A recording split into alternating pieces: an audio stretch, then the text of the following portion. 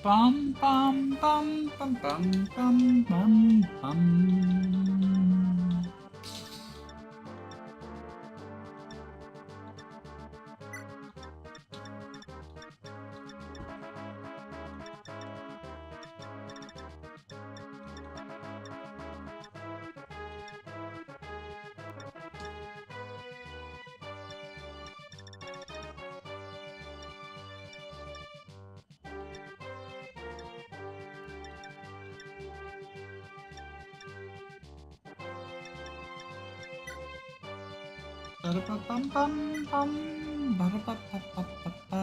I like ROM hack Ests, but not vanilla Ests. That's fair. I think ROM hacks tend to do most things better.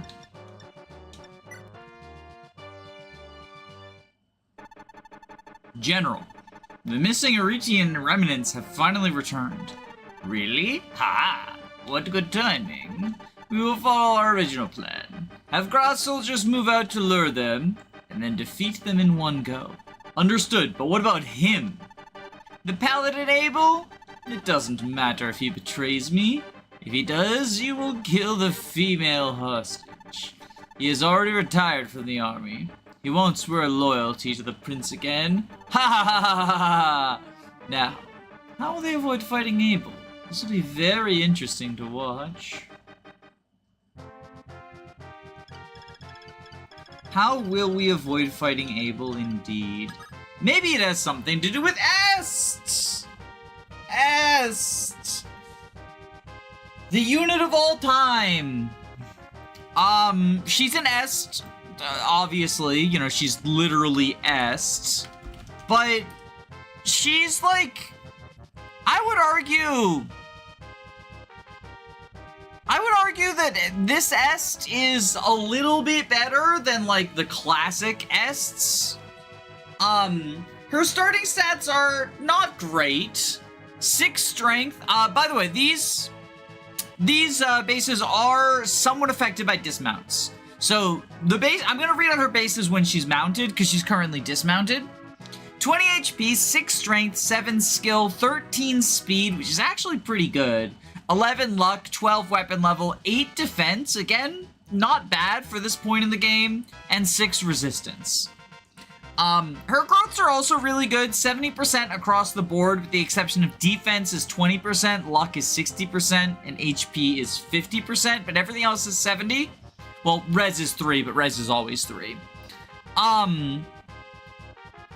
So, like, she's got decent-ish stats. On outdoor maps, you know, the maps where you actually would want to use a flyer, if you want to train her up, like, go for it, I guess. These might be her actual stats because the late game maps are all indoors. I mean, the last 3 maps of the games are indoors, but not every late game map. I think, okay, maybe this is like just a broader topic than S, but I think people vastly overrate how much of FE3 Book 2's late game is indoor maps. This map's outdoor, next map's indoor, then there are several outdoor maps in a row, 1 indoor map, 1 outdoor map, and 3 indoor maps, right? She's basically slightly better Catria that joins halfway through the game later. I think she's slightly worse Catria, right? Let me pull up Catria's base stats, FE3 Catria, because our Catria is promoted, so I can't fully see. Yeah, she's slightly worse Catria. Catria has 7 strength and 14 speed, right? But also bear in mind, Catria is one of the best units in the game, so that's a comparison that's a little bit like, oh, this unit's worse than one of the best units in the game. The last 3 indoor maps are very short. Yeah, especially if you're, like, warp skipping them or whatever, which we probably will be.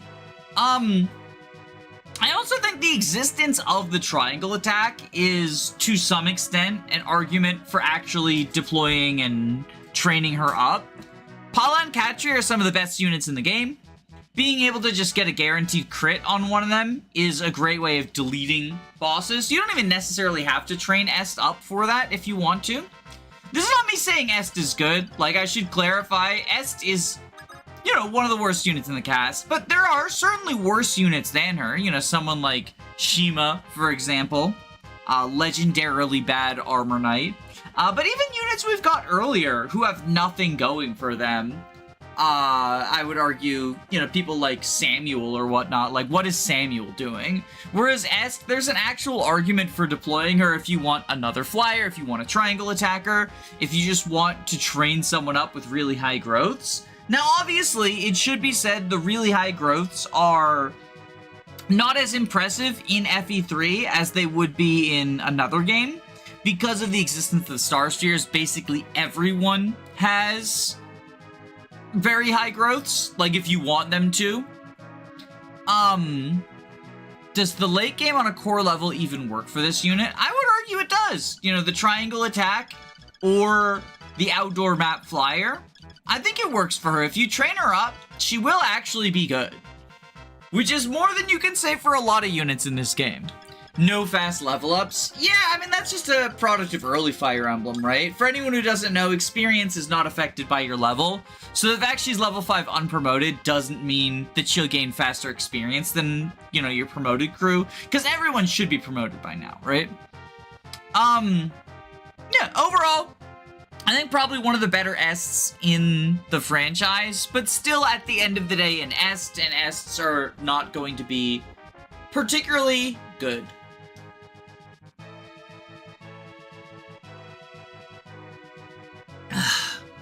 She has a lot of stuff working for her, though. Like, she does have a lot of stuff working for her.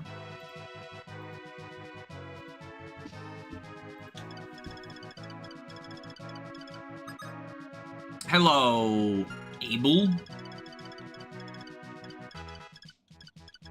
Oh my god, Cheeky, why are you all the way over here? Benutu, why are you all the way over here?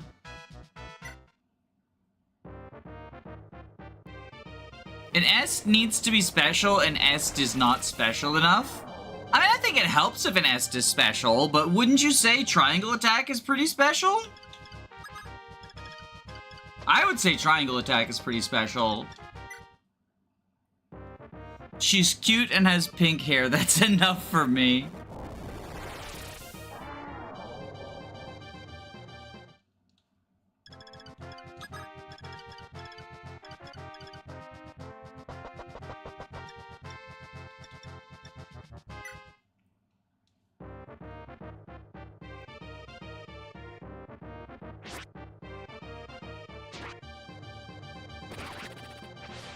Good job, Marth.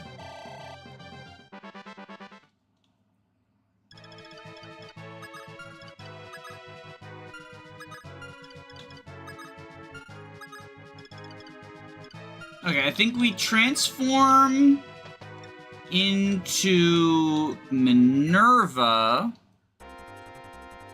Triangle Attack is only useful in FE12. I think Triangle Attack is useful in every game it's featured in. It's just varying levels of usefulness. Guaranteeing a crit is very powerful, and it's something you can't really do outside of, like... I don't know, it's like the Rutger Clarine support affinity common. I know Rutger can get 100% growths with Clarine.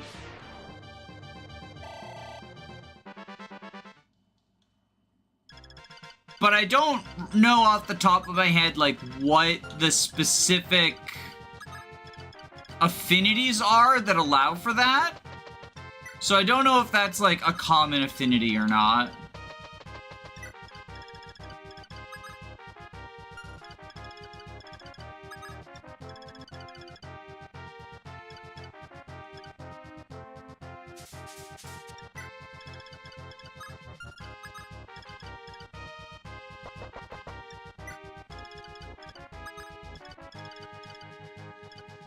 Clarine has another support as Deke. Oh, you need 2 supports to get the Rutger thing? The 100... I'm talking specifically 100% crit. 1, 2, 3, 4, 5, 6, 7, 8, 9, 10. Okay, so you can dance for Cheeky.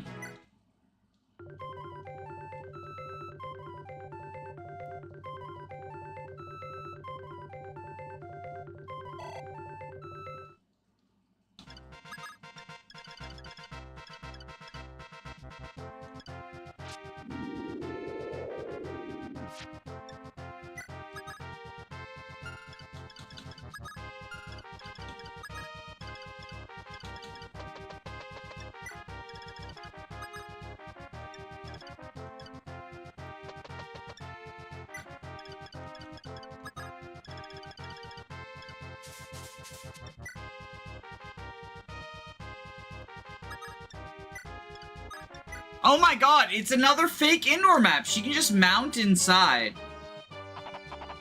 Yeah, so getting guaranteed crit is even more rare than I thought it was then. I thought you could just get it with, like, specific GBA affinities. And a killer weapon and a crit bonus, obviously.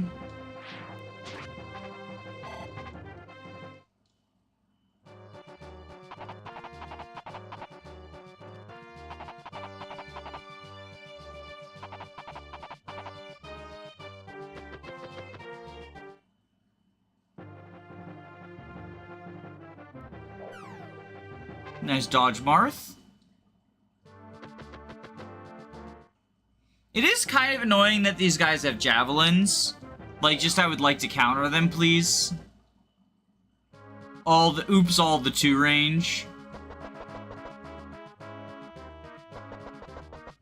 And here comes the thieves bent on destroying the village. I gotta say, which village has the energy ring? FE3 chapter 14, I think this is? No, 15. Okay, Power Ring is the closer village.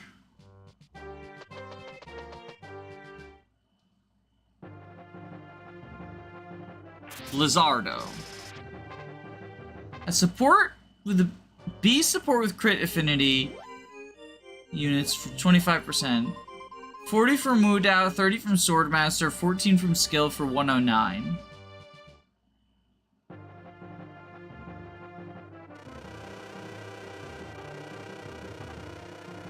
Damn, that's a lot of hoops to jump through. Also, Est is getting attacked? I thought they didn't attack Est.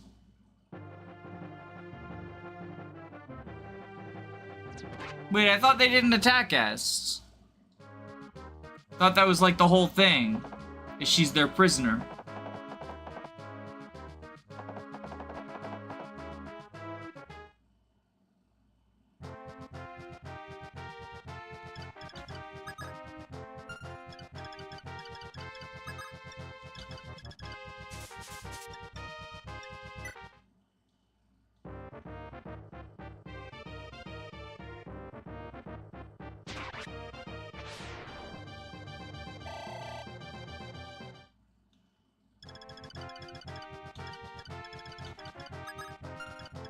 Maybe we move Est over here, keep her out of range of the swarm guy?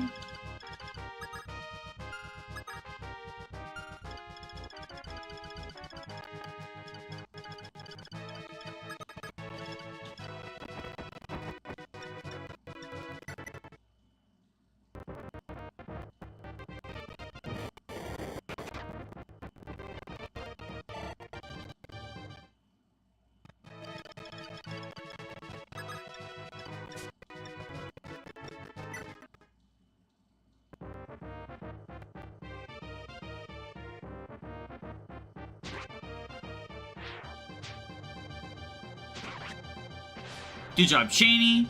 I do really like Cheney's palette for Wyvern Rider. Mist Breath you.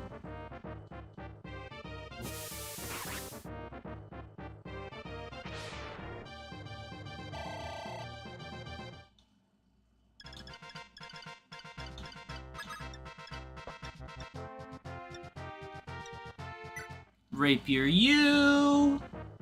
Maybe I'm too ROM hack pilled, but I kind of wish doing a triangle attack in all games just gave everyone in the attack an extra action.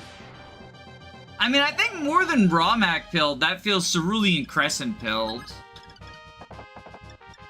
That feels like some CC type skill.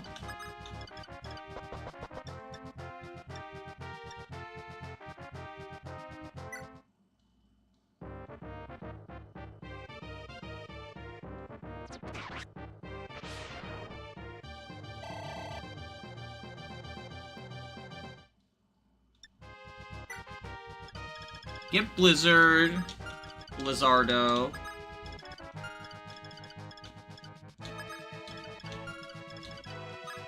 And then we have Navarre go here.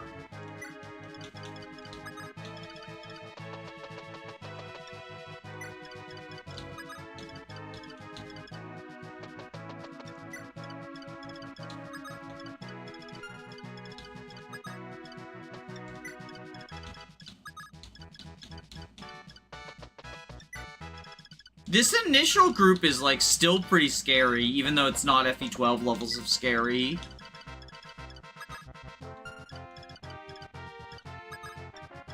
Alright, you...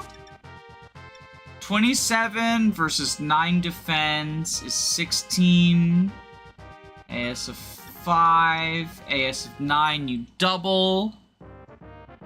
Tiki Spread is cute. I miss the yellow feathery look even more if the Awakening scaly crystally look. One thing I'll say about S, she at least doesn't suffer the weapon rank. Is she S usually fake? Yeah, 12 weapon levels, it's something alright, you know?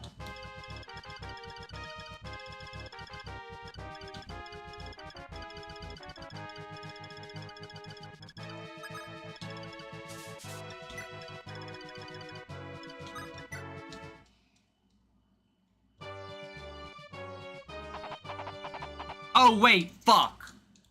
I just realized Zane doesn't have the fucking... For some reason, I thought Zane had the shield. Zane's dead. The bows are gonna kill him.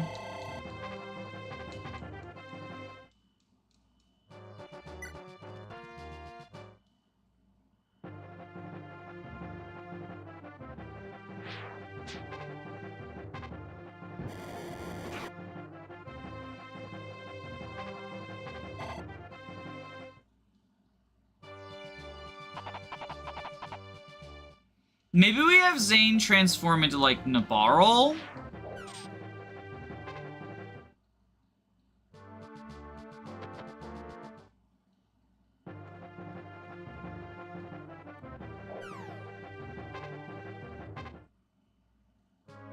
Most broken things a Fire Emblem player can think of isn't actually all that broken if the game can prove a threat. I don't know if I agree with that. I think something can still be broken even if it's, like, you know, balanced. Does that make sense? Like, Pent is broken. Yeah, you're dead. Holy mackerel, I fucked this up. Let's Kaga's Turnwheel that. Let's Kaga's Turnwheel, our first charge of Kaga's Turnwheel.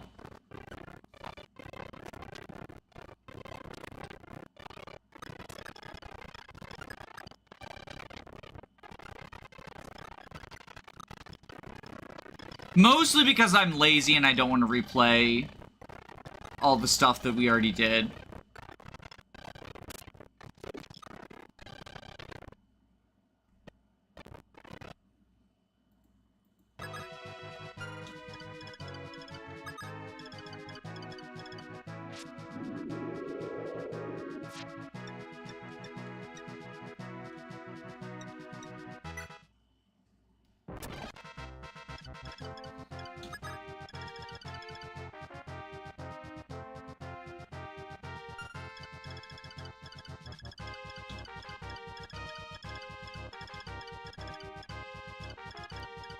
I think what we do is...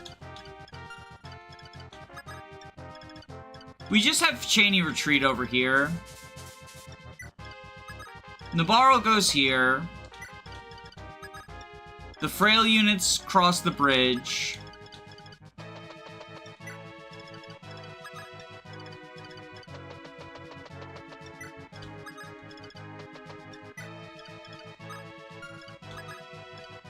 Mars kills an armor. Paula Silver Lances this guy, like we did before. George Silverbows this mage.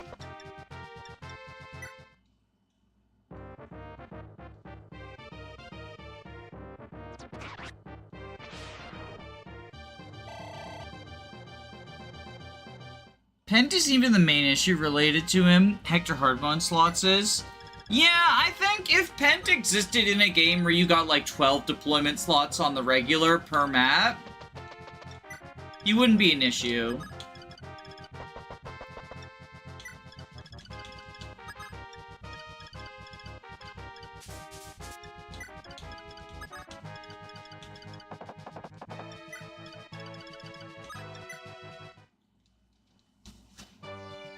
Warp should never have been made. It's also lazy as a tool. I think the biggest issue with Warp is warp skipping. I think Warp itself is a very cool tool.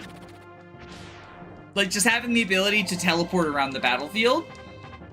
I think the problem is warp skipping, and I think you can solve it pretty easily. Engage almost solved it by limiting warp to 5 tiles, which I think, if warp was always just 5 tiles, 1 target, it would actually be a balanced tool. A powerful tool, but a balanced one, right?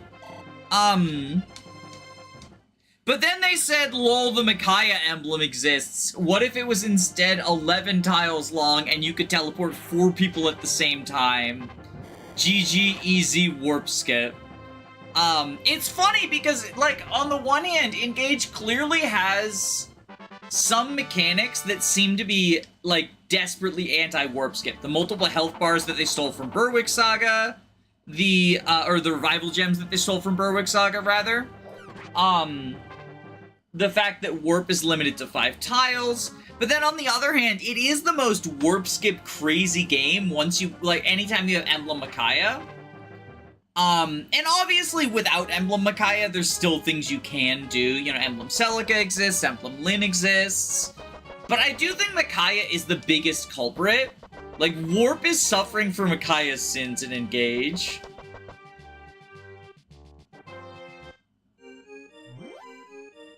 Different solution is only 1 warp staff with unlimited range. I mean, FE3 did that, though.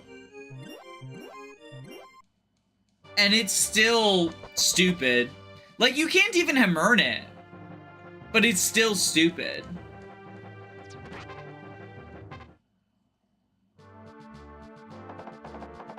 Or do you mean literally 1 as in 1 durability? Like, now it's the Mario Warp Whistle. Although Mario Warp Whistle is funny. To just pick 1 map and say, fuck you, you don't exist anymore.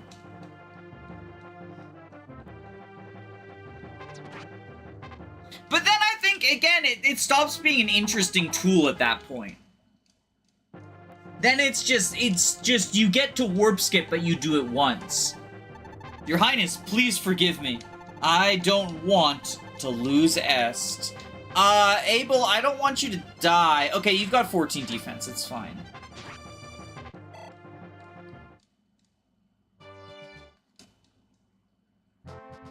Cause, like, I think Warp at its best should be a tool that feels powerful, that you can use to accomplish stuff, but doesn't just trivialize the map, you know? I think warping an enemy, or warping someone into enemy territory to, like, rescue a village, or, you know, warping someone to safety who's at low HP and they're in danger. Or those sorts of tactics. Like, I think there should be creative and fun tactics you can do with it that aren't just, what if I didn't want to engage with the map?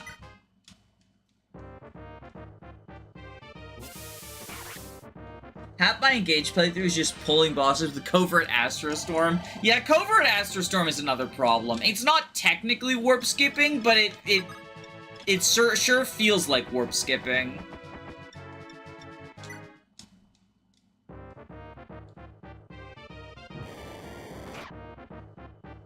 Remember, Astrostorm only exists because they wanted Lyn to use a bow?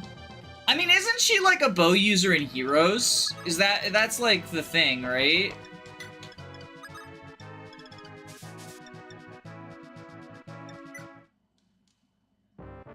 Make it so the unit is teleported back at the end of turn, so it's like Return to Sender.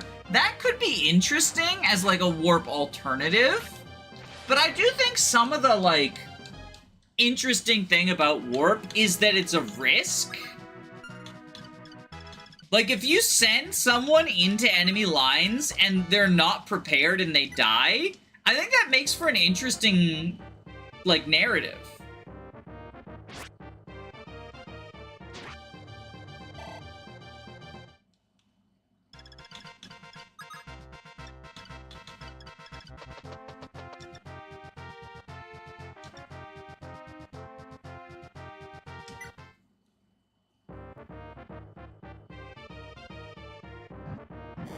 It also gives more weapon variety to the Sword Lords. Yeah, because, like, who else would you make be the bow emblem?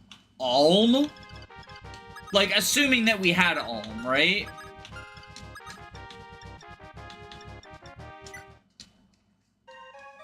I believe the risks like that do not exist in a post-Mila's Turnwheel world since they design around whether you use it or not.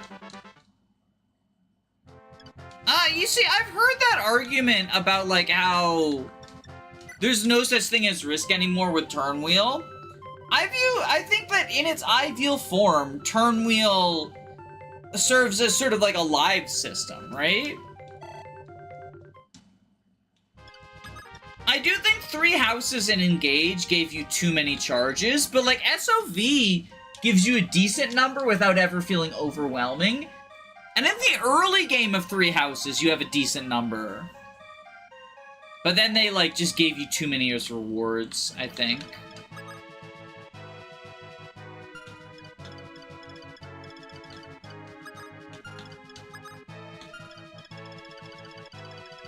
After that.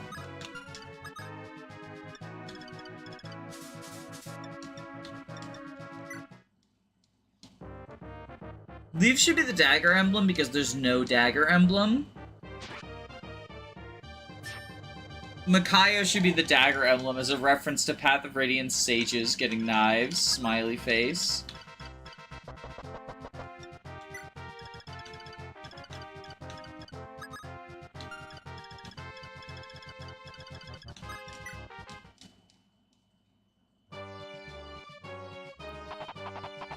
Alm, Lucina, Chrom, and Lyn are the only bow lords. And Lucina's only a bow lord if you account for reclassing. Because she doesn't get bows naturally. You have to go, like, sniper bow knight. With, not heart seals, second seals. Corrin could be daggers because of maids and ninjas. I mean, Corrin could just be a dagger unit because, like, one of the few games that actually has daggers in it, right? Daggers aren't a common weapon type.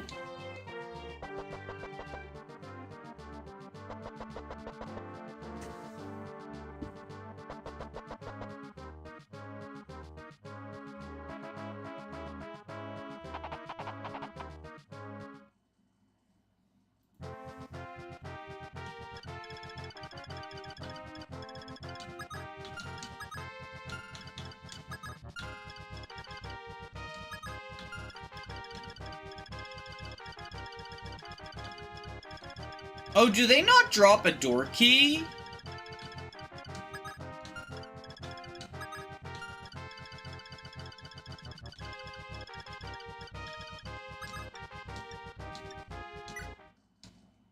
Is there no door key drop here?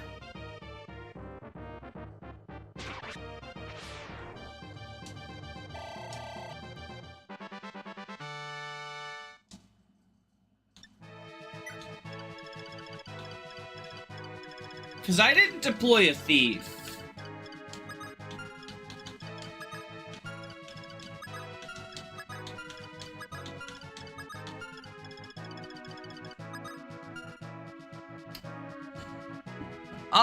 You can buy a door key in the item shop, it looks like. No door key, but you can buy one in the item shop. Yeah, I was just looking at that.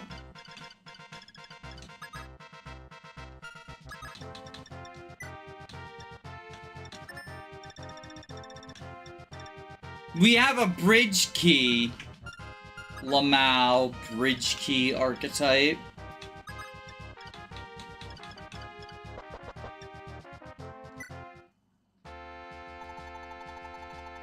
Oh, Your Highness, I have finally come. I have been waiting to give you this. However, this village or the neighboring village... I understand, but for the sake of everyone, you should start to make up with them. Martha's sick of the village's bullshit. He says, get rid of Aaron versus Samson in Modern Fire Emblem.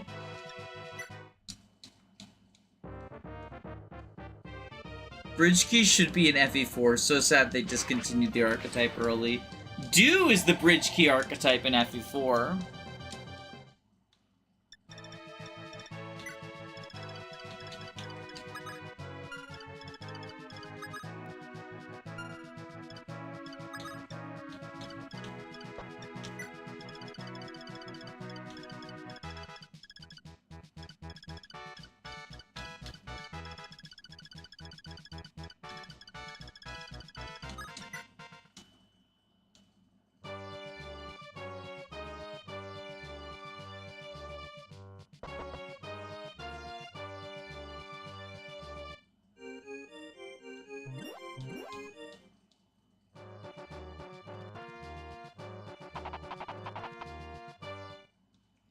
Why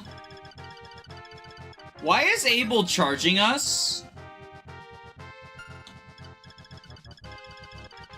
God damn it. Okay, if Abel's gonna charge us, I think I have to use the rescue staff on Est.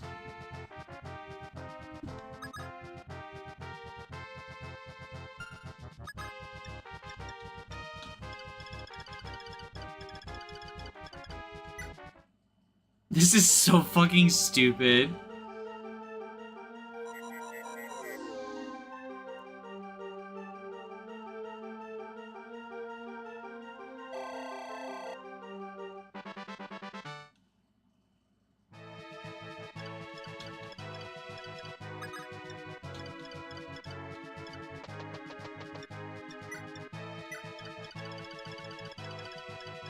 Abel is definitely worth it. I mean, I think he'll be nice for a couple of maps. Let's be honest, when else were we using the rescue staff? This isn't FE12, we have Warp.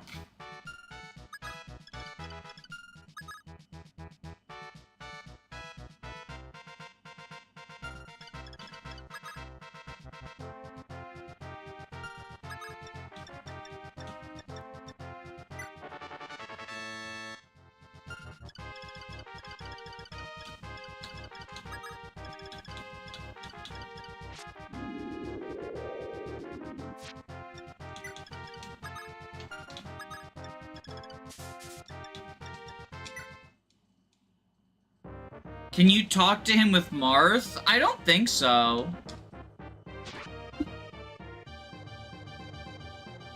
Oh, it says you can. Hold on, we'll test that.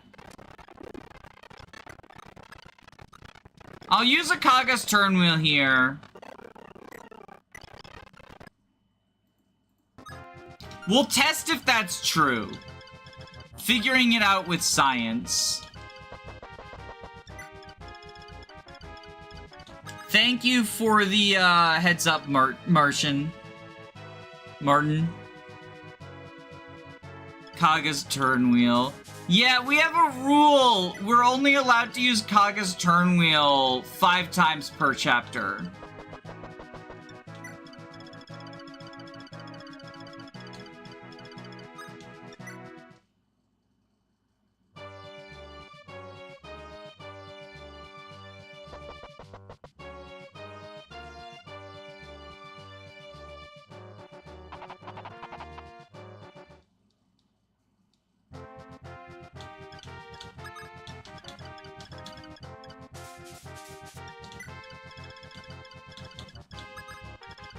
Me dance grinding Olivia to reclass. One of my favorite things to do in FA4 is train Doof with the bandits in Chapter 1. I like forcing the non-combat units to be combat units. Yeah, it does get silly, you know? Just get silly with it.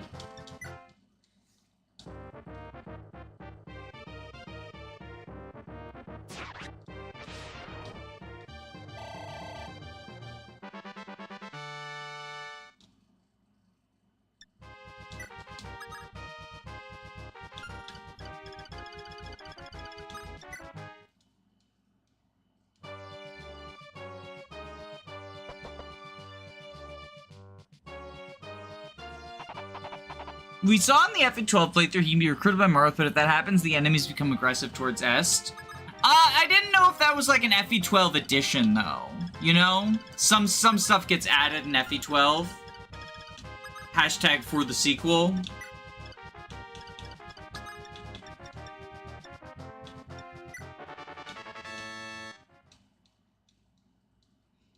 But when we recruited him, also, Est was already dead, because the enemies are already aggressive towards Est. Once the thief opens the door, they go in and fucking massacre her. Oh, look, you're right. Abel, why are you...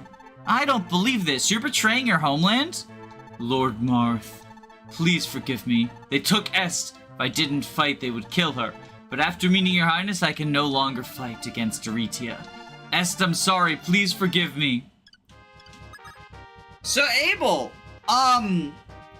similar to Est, He's an outdoor map unit, and I think people underestimate the number of outdoor maps in the late game.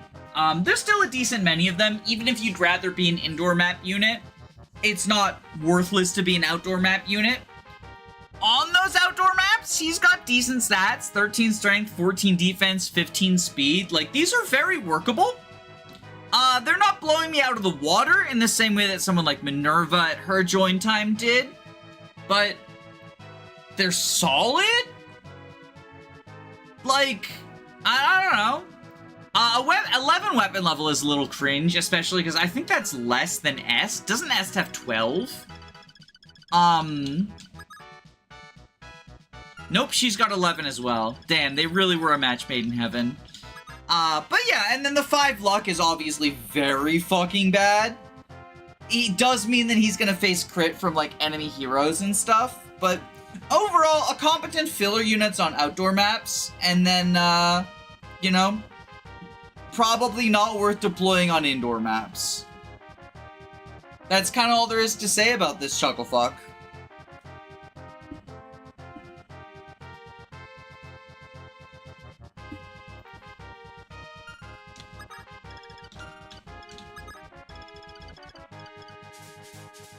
Pala actually liked Abel, but she held herself back. Yeah, for the sake of her sister.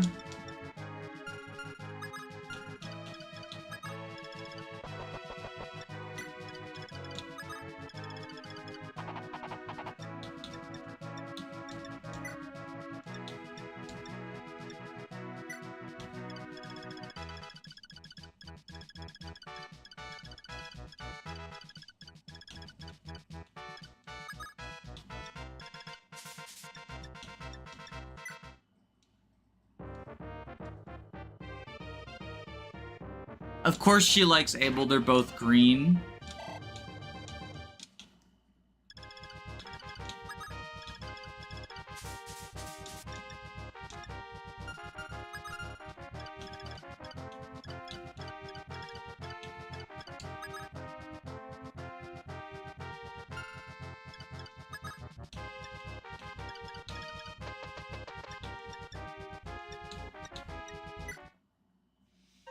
Echo's support between S and Pala A rank is so weird. What is it? I don't remember that support.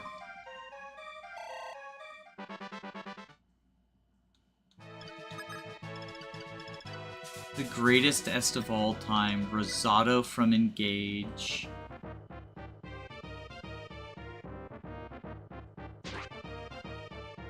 Are we still calling Rosado an est in the year 2026? I mean, there's certainly less reasonable people to be called an est, but like, I don't know. Rosado's kind of just like a mid-unit. Sometimes you're just bad, and you're not an archetype. You're just the bad unit archetype.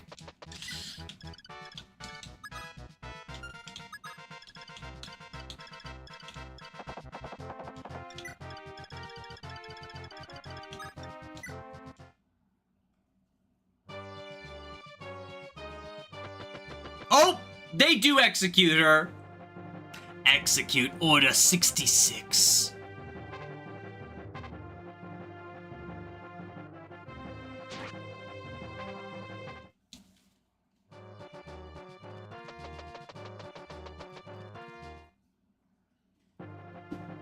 Namey is an est.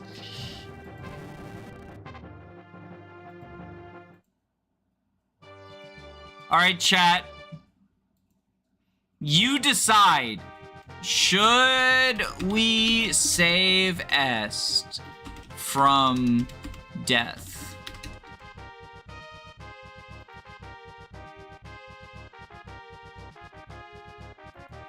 We have the means to do so. We have the means to do so.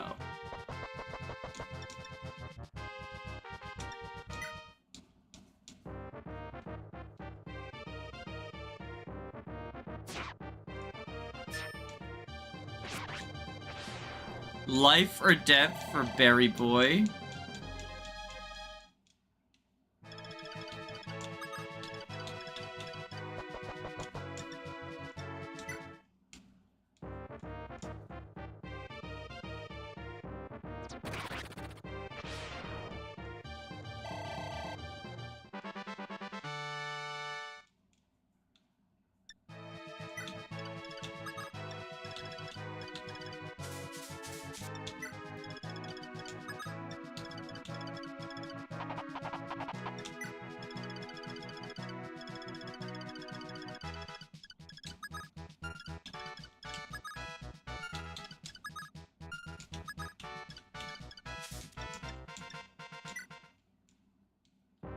Right now, yes is winning.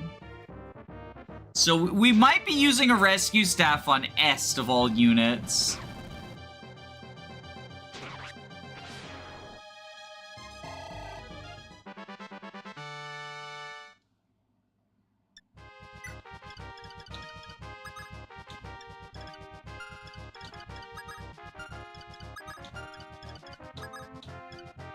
She's not Growth's Gem in this playthrough. What's Growth's Gem? No, my Est hatred.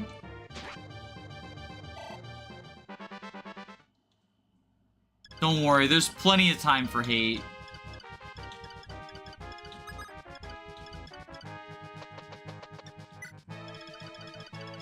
There's plenty of time for hate.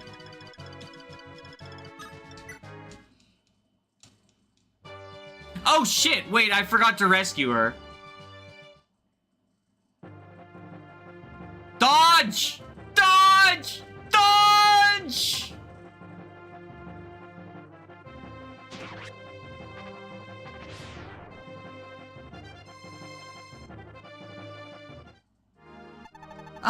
Abel.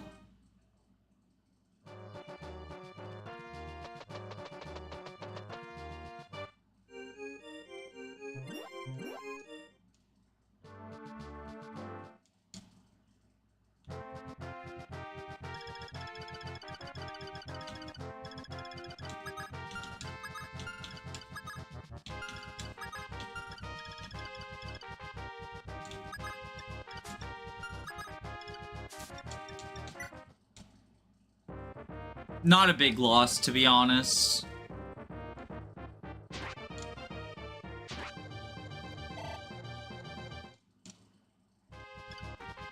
But I'll respect democracy. I'll respect democracy.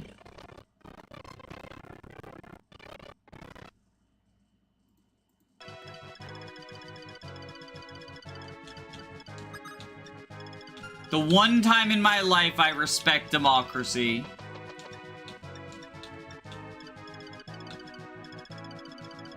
Y'all better be thankful.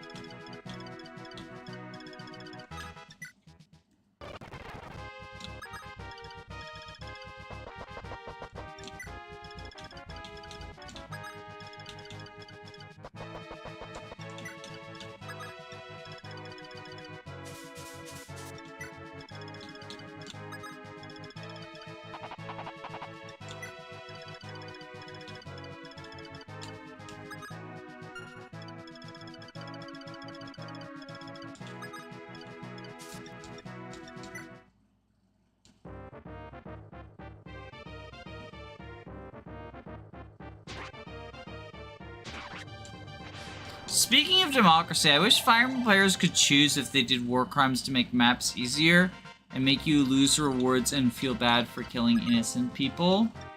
The Fire Emblem war crime meme will never end.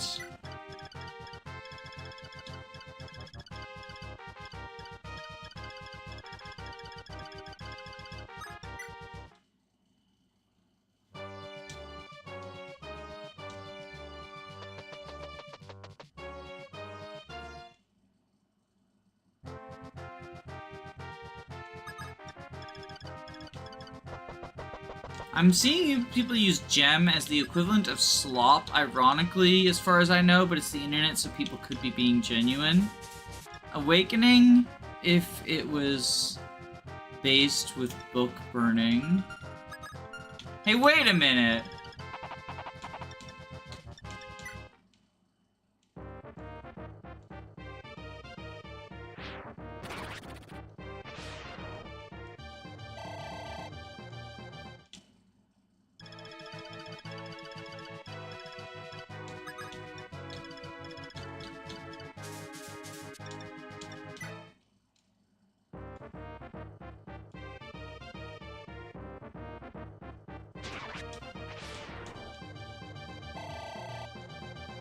Killing red unit healers is the most common war crime. Yeah. But they're juicy, juicy EXP pinatas. You gotta understand. You gotta understand. They're juicy, juicy EXP pinatas.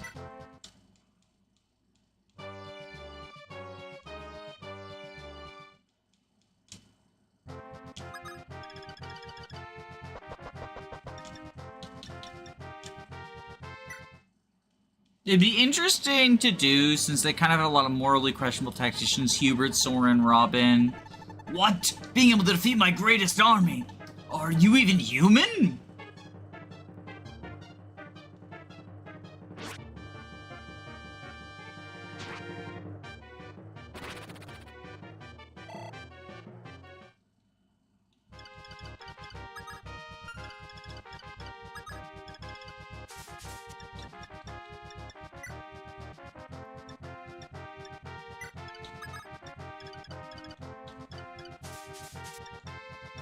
Silver U.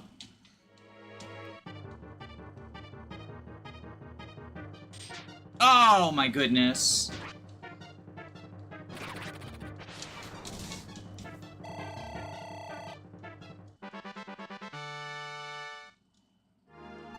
My Akania army could be defeated.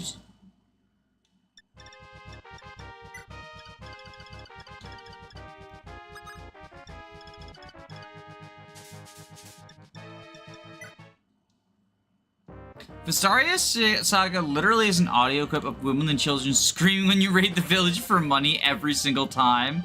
That's actually awesome.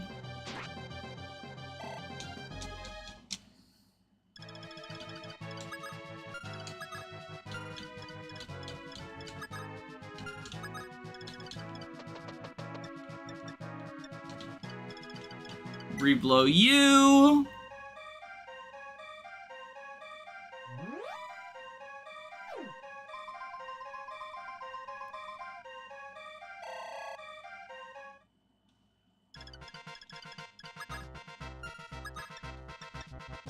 Reblow you. Is Vestaria Saga fun? I bought it many years ago but didn't even touch it. I must say I've not played Tearing or Berwick. I remember I played like the first 4 chapters and then bounced off it. Not because it was bad, but because there was like this one really big map with a lot going on, and I remember being like, oh, this is overwhelming, I'll come back to it later. And then because I have ADHD, I never came back to it later. But from my understanding, that's sort of a big quit point for a lot of people, probably for the same reason as me, right? Is that like, there's a lot going on, it's overwhelming. It's also apparently really hard. There's like a trio of Griffin Knights and stuff, and a lot of different objectives going on. I don't remember all the specifics, but I do remember feeling like, wow, this is a lot.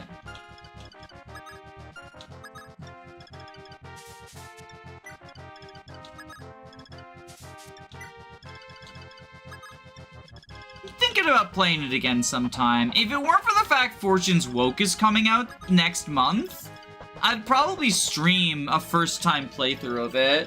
Well, first in quotation marks, because like I said, I've played a little bit of it before, but you know. I haven't played the whole thing. Just play Berwick Saga, random chatter. Yeah, I mean, maybe you'll like it more than I do.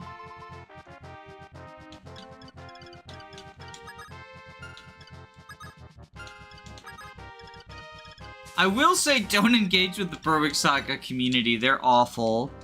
I mean, maybe if you like the game, they're not awful, but they seem to have a very difficult time accepting that not everyone's gonna like the same stuff. And like, I say this obviously from my personal experience with like the Berwick Saga death threats and all that fun stuff. But I've seen the same thing happen to other people now. Where someone's like, oh, you know, I just find this specific mechanic annoying. And they get 5 different people jumping down their throat talking about how, like, annoying, just say you don't have patience, just say you're stupid. It's like, someone cannot like something that you like, and it's perfectly fine, but, you know, this is the internet, so our morality is based on what pieces of art we enjoy.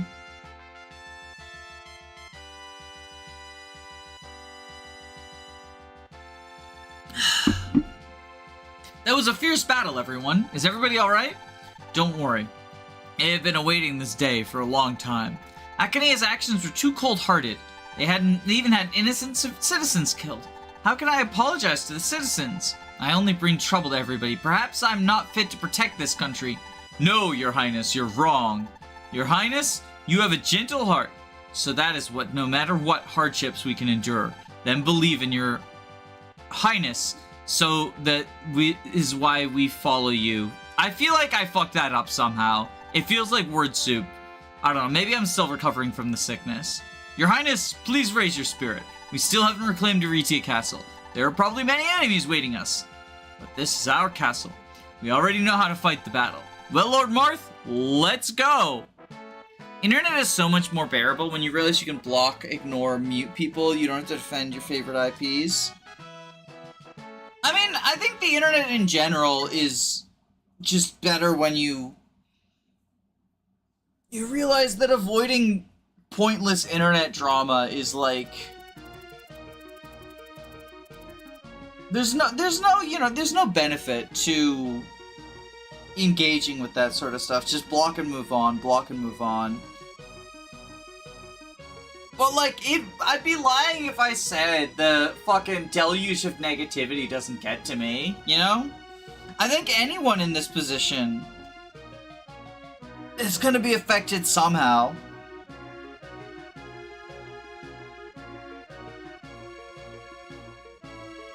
This is a fierce battle like no other, but their homeland of Aritia has been liberated. All that remains is the castle. If I could regain Aritia Castle where I was born, everybody thank you. I really must thank you for all practicing your trust in me. Before Marth's face flowed shimmering tears. Even the girl, who gently wiped his tears away, couldn't prevent her own tears. Even the girl couldn't prevent her tears, chat.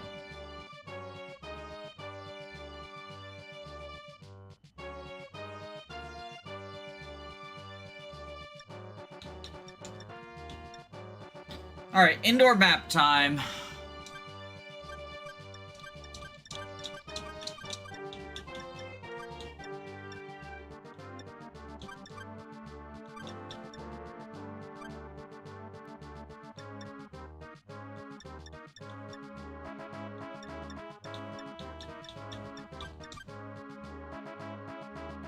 I love fan translations. They're so silly.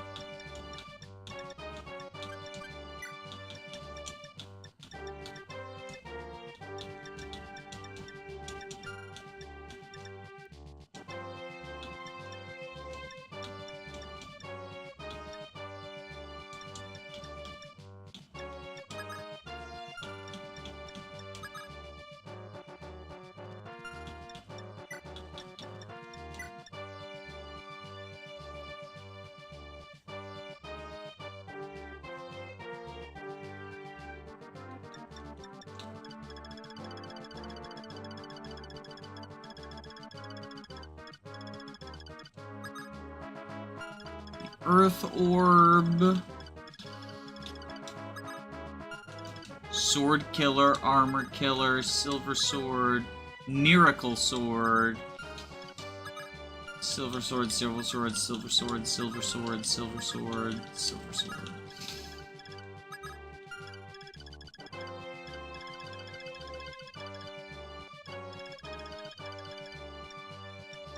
I was the one who made the infamous Trap Made in America meme. Wait, seriously? That's epic. That's epic. Yo. You're a part of Fire Emblem history.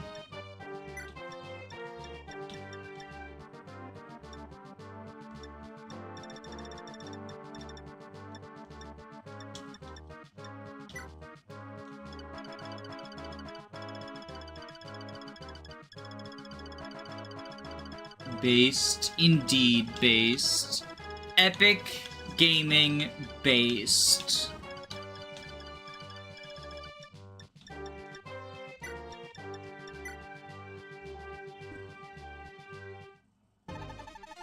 What's going on? Even thieves have managed to find their way in. Could the Earth Orb have been with them? Your Highness, a suspicious thief is escaping towards the north. We should send somebody in pursuit of it before it's too late. But we can't use our horses or Pegasi inside, so what should we do? I like how there's even a line acknowledging the dismounting makes catching this guy kind of hard. Geosphere minus the quake effect that I don't think anyone knows.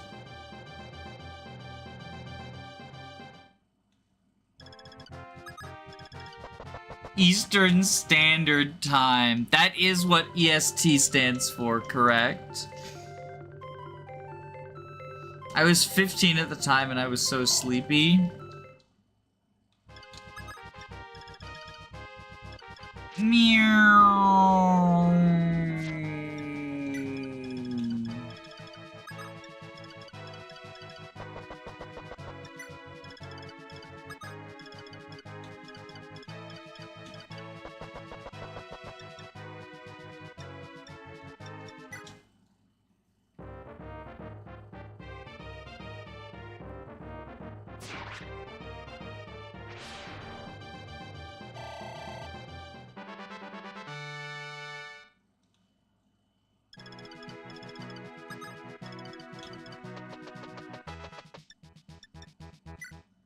Firestone transformation.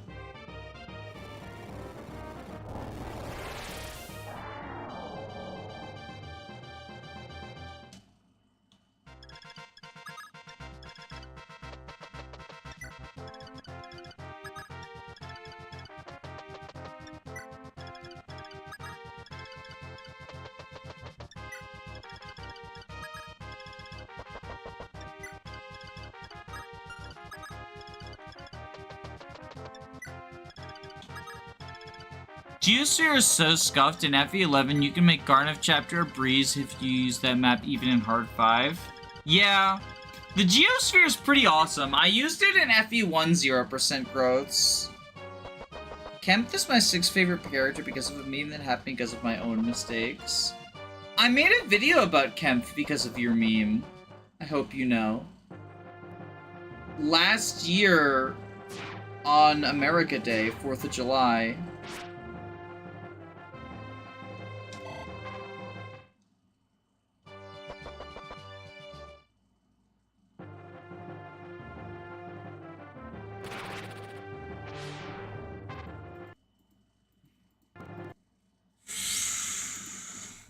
yeah, the heroes moment, okay. This is one of the maps of all time. Get ready for FE3 Heroes.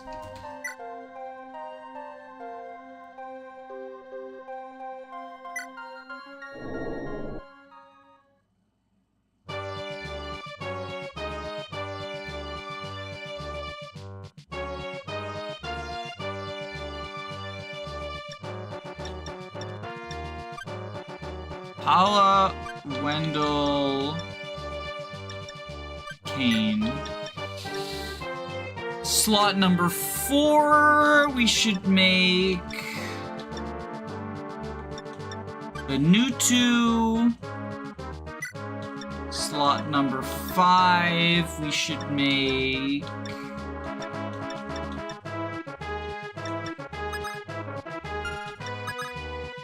Minerva. Slot number 6, we should make Shiny. Slot number 7.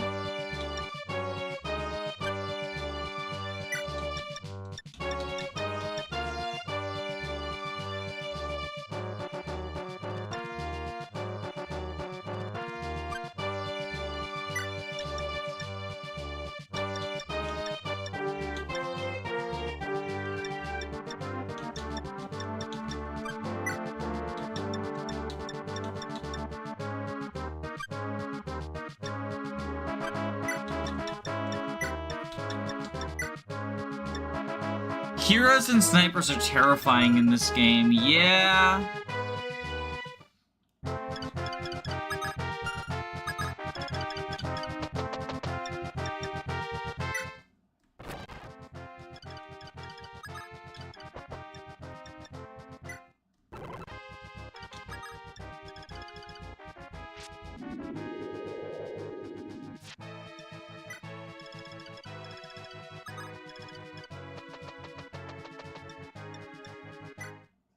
Firestone.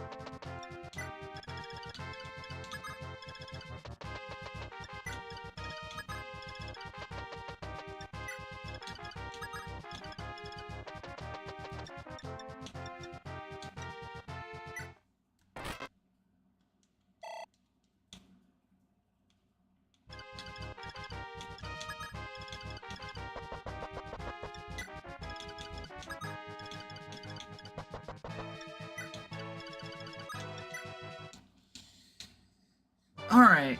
Heroes have amazing skill, so high crit. Yeah, that's the main thing about them.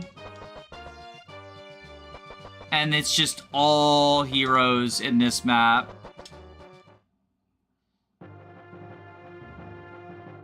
Thankfully, this one, like, Marth can zero out their crit. Because he's got a good luck stat.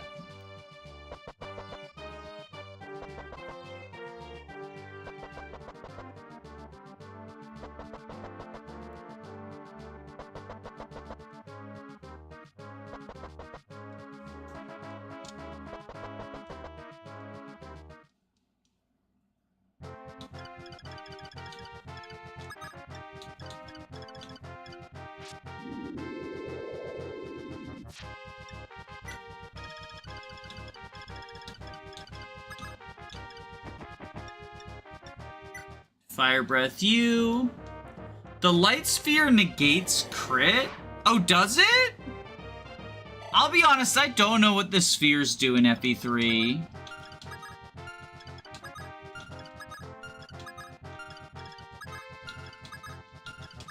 Where's the strongest man in Arcanea? There he is.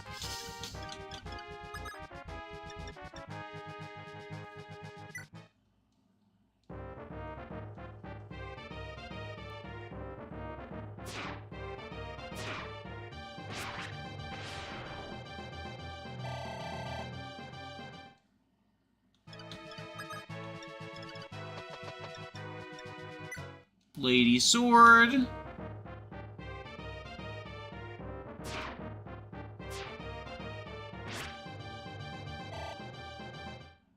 Oh shit, right. Because she loses so much speed when she dismounts.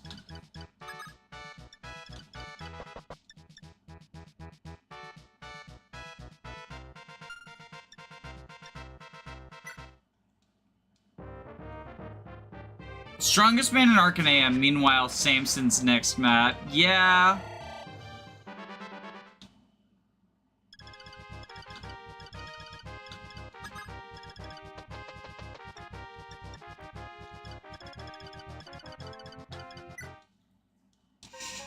Remember Engage Light Spear? Have crit on foe when attacking. Light Spear evades enemies' terrain bonuses, negates critical rates and effective bonuses, negates the effect of the Dark Sphere. Damn, I should have passed the Light Orb over to, someone who's frontlining this turn, then.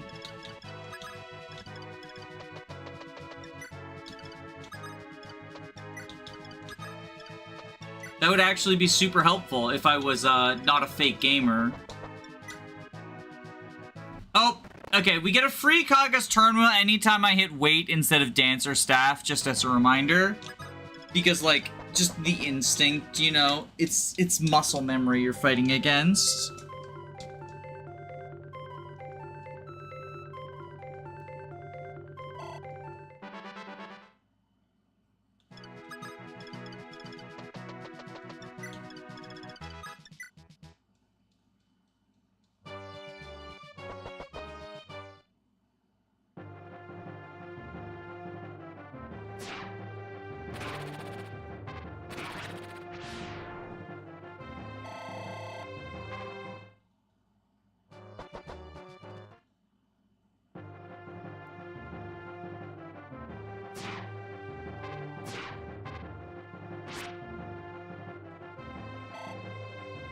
There we go, perfectly not suffering from success.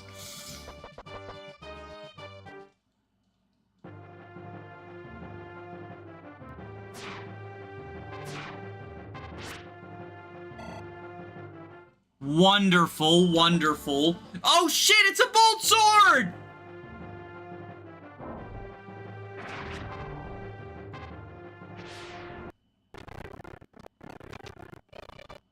Alright, we're actually using Kagha's Turnwheel this time.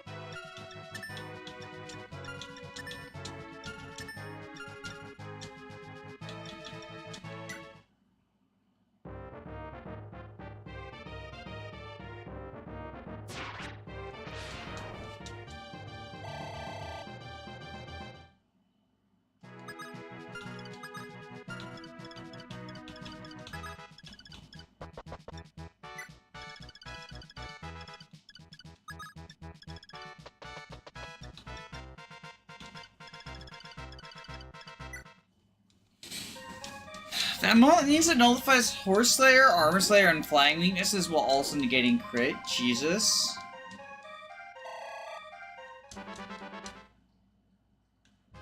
Yeah, it's pretty good.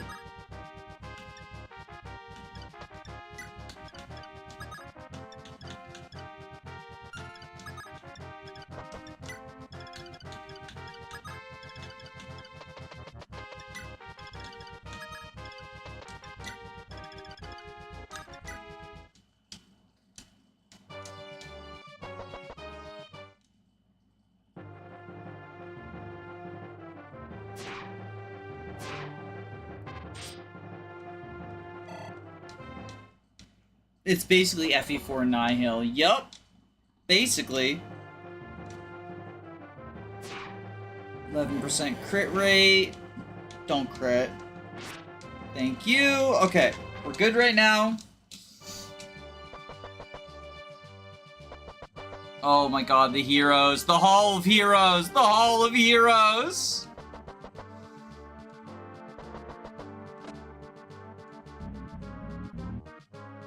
And that opens there. And they start pouring out. Oh god. Oh god.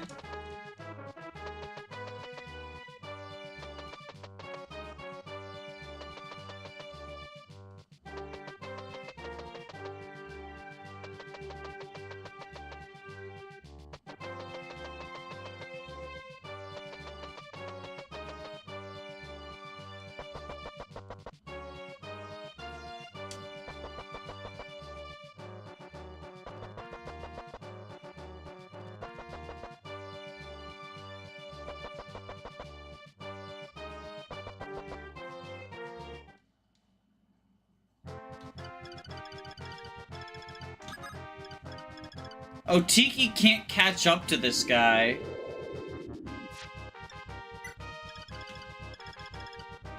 We might have to just reset the map. Because Tiki can't catch the thief.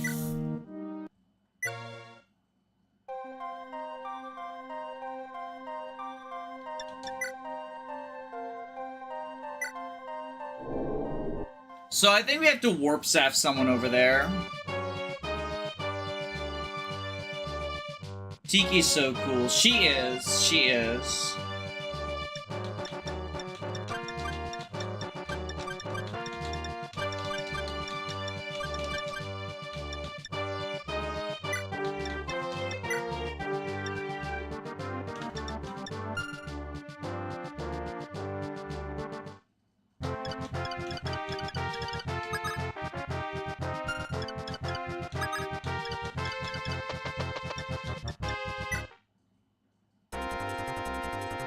Okay, Cheney transform.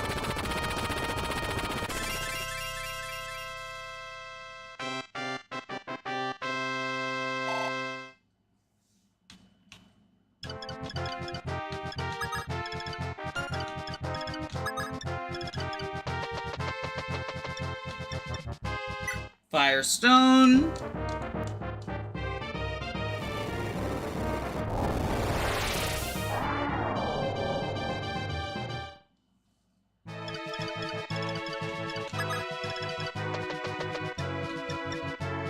Divine Stone.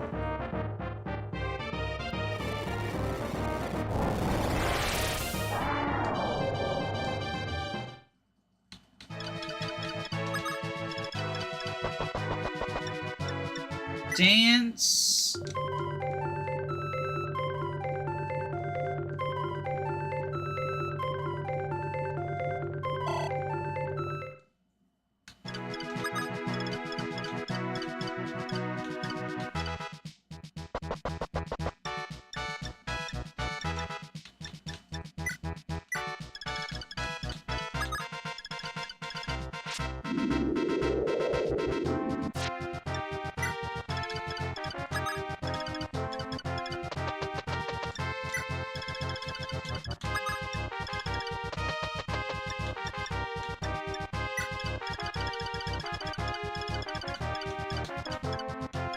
Warp you over here.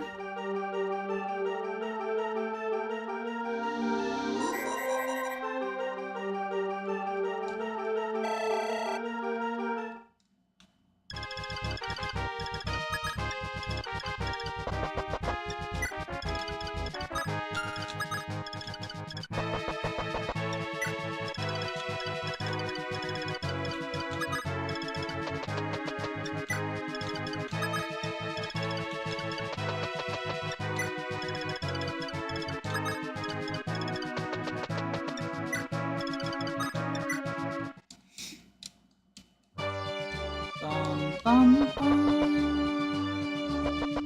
Da, da, ba, da. Ba, ba, da, ba, ba, ba, ba. Ba, ba, da, ba, ba, ba, ba.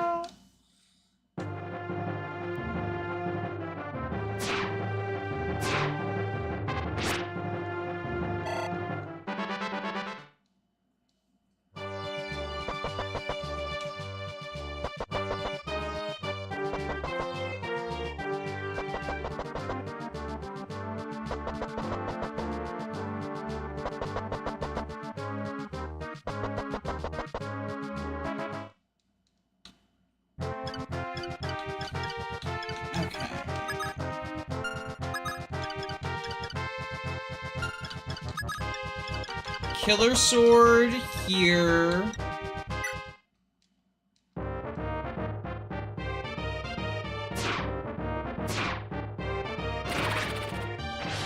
There we go.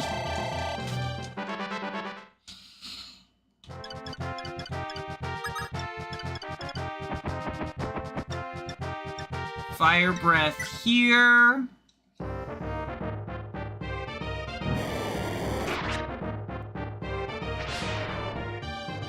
So basically, if a unit has both the Light and the Star Sword, they have plus 30 to all of their growths, no durability, 0 weaknesses, crit negation, and weapon triangle hell.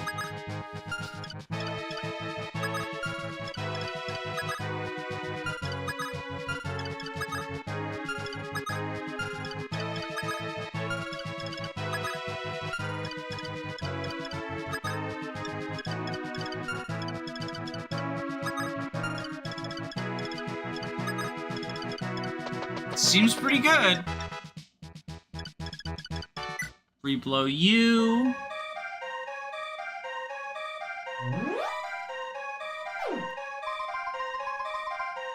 There's no weapon triangle, so I assume that's what you mean by weapon triangle hell?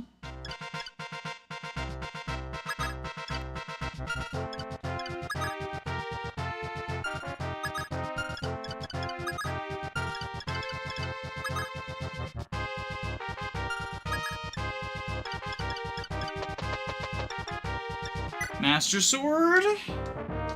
Oh, I mean, what the hell? Gotcha.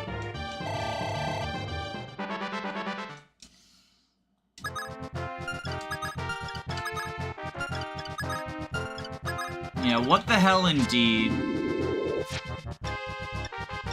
Mist Breath you.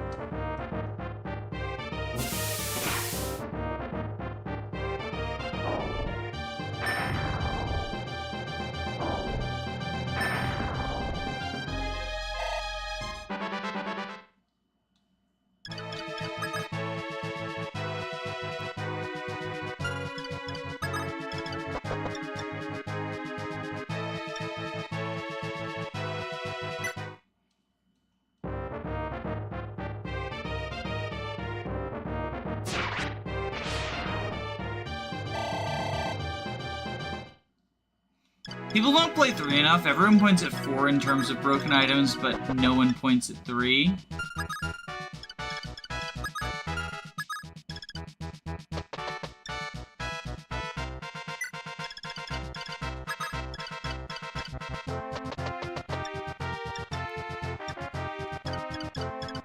Reblow.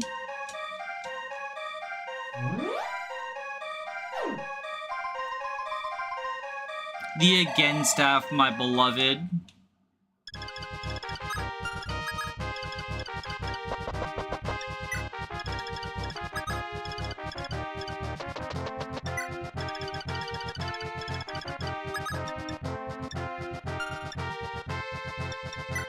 Just kill Sword you.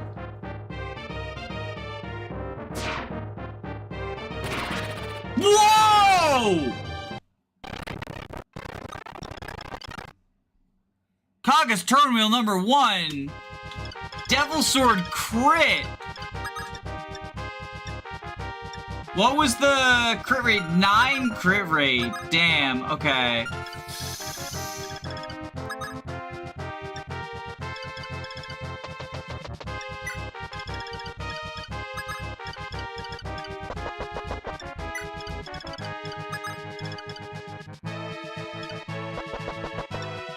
Imagine if Engage had again with Micaiah. Doesn't matter. FE3 again would still be better because it's global.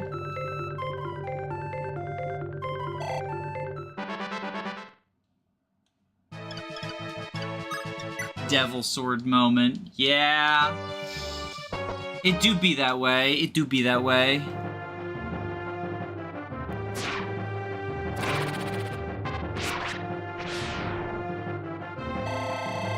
Marth, don't suffer from success, please.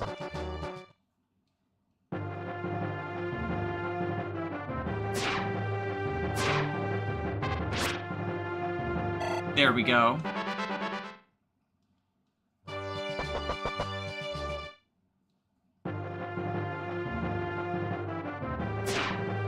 You know, someone joked about the way we get around the growths issue is just hit 20 with Marth before we get the Binding Shield. But he's already level 15. Like, he genuinely might hit 20 before it's a problem.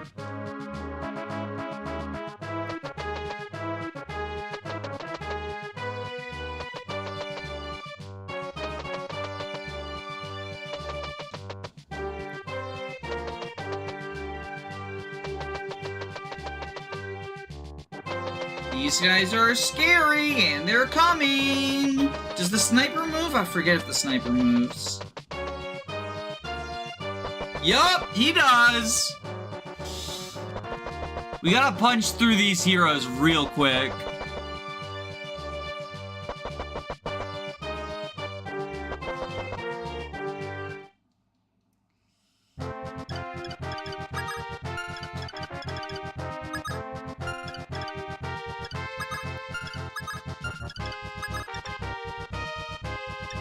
Fire Breath you.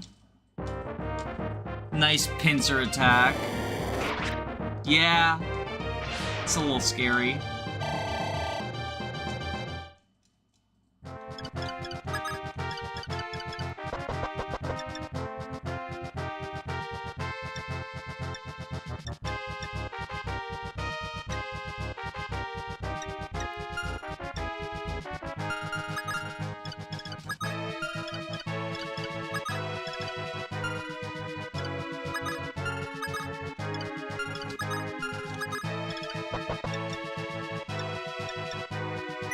Killer Sword you.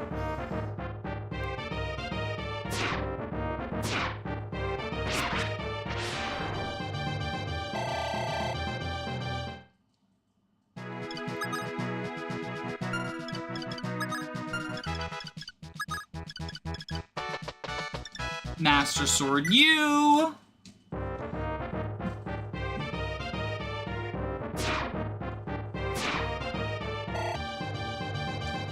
Fuck.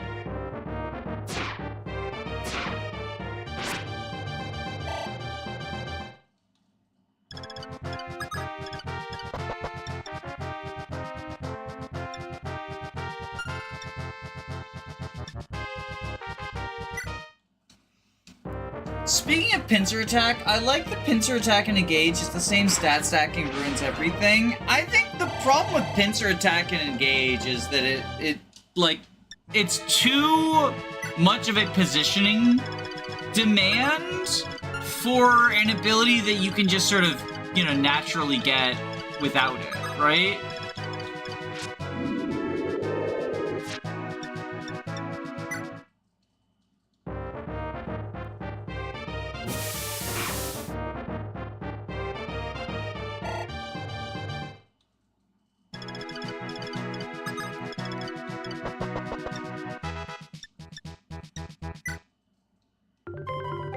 Even without stats, having pincer attack isn't worth it. You have Halberdier the second, lances and engage are probably the weakest weapon type. Third, having to move another unit directly adjacent. Yeah, like the benefit of doubling with Halberdier is like, you can just double in another class instead. Astria, how are you doing? So it is the traitor George. What do you want with me?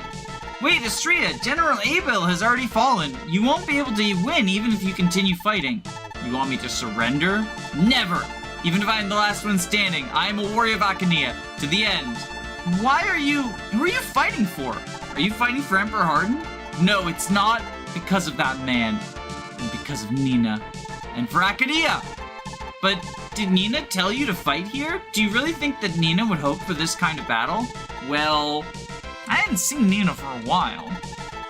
I was told that if she fell ill and she couldn't see her, but since Emperor Hardin is an Emperor of Akania, I have no choice. Even if I don't follow his orders, I will become a traitor. I will be betraying Nina. Stia, Nina already entrusted the emblem to Prince Marth. Do you understand the meaning of her actions? What? When did this happen, George? Nina requested Prince Marth for help? I believe that is the only explanation. Astria, if you want to find out the truth, come with us. If you die here, what will Medea do? You must live on for her. You must live on so you can confirm with your eyes what is happening. Guess I have no choice.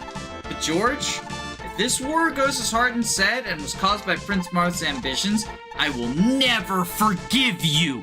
Remember that. George isn't scared because Astrum. Strongest man in Arcanea, lol. I mean, look, he's a meme for a reason, but he's actually pretty good in this setting. 17 speed is frankly ridiculous. You know, 3 off of the 20 speed cap. Weapon level 16, he can immediately use Mercurius and any sword that you want him to. 11 strength and 11 defense. 11 strength is not great, but not terrible. 11 defense is, again, basically pretty good. He's basically instant promoted Navarre. Let's compare him to Navarre, right? Like, he's got worse stats overall than an instant promoted Navarre. But still, as far as an Iron Man replacement unit goes, you could do a lot worse, right? Like, Navarre blew us out of the water with his stats at his join time. Astria is whelming. It's the other games where he sucks dog shit and deserves to die immediately. Whereas here, he's just whelming. 16 skill, 17 speed are very good stats. 28 HP, sure. 11 defense, 11 strength, sure. Perfectly balanced as all things should be. Yeah, he's balanced. He's a balanced unit in a cast full of unbalanced units, and like, that is disappointing. Because some of the unbalanced units are ridiculously good, but you gotta remember, sometimes the unbalanced units are like fucking Samuel, fucking Shima, you know? It's fine to be balanced, it's just not great. Overkill weapon stat. I mean, sure, but it still means he can wield everything he needs. Like, that doesn't matter. It's not like his weapon stat being higher is a downside. It's just not as much of an upside as it might immediately appear. But like 14, he's the only one at base who can use Mercurius, aside from, I think Minerva, right? Yeah, because 14 is the threshold you need. So like, the fact that 16 is not better than 14 doesn't mean 14 isn't good.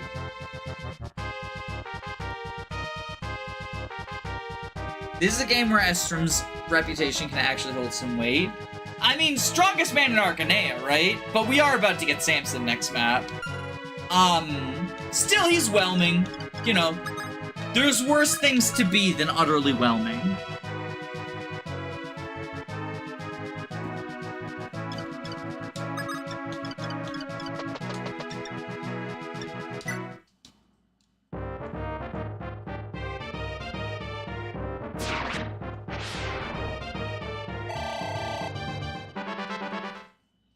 Can he one-shot stuff with effective weaponry?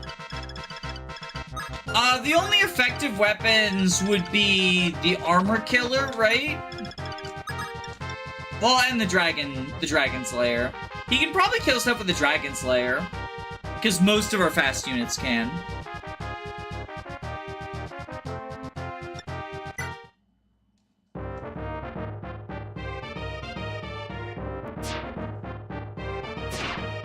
Jesus.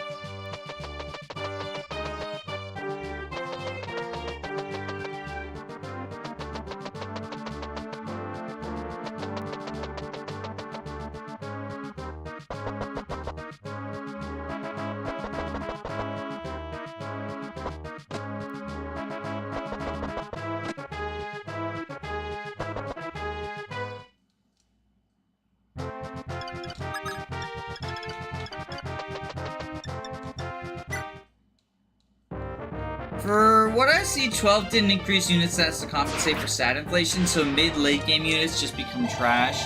Yeah, that's basically how it works. Some of them have, like, niches, right?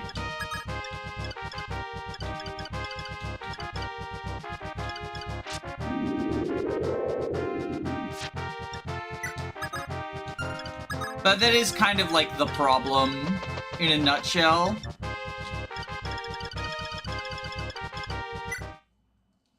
You can use Sword Slayer alongside Worm Slayer and Armor Slayer. I always forget Sword Slayer exists, and it's actually useful considering how scary heroes are.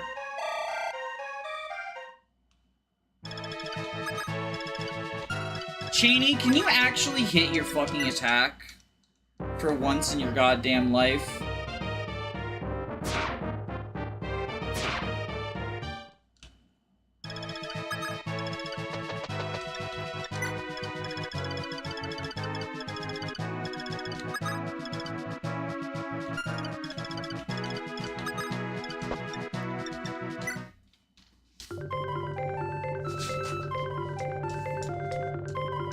The FE12 niche, oh, you can use the Parthia. Parthia Hammer is another one, like a forged hammer.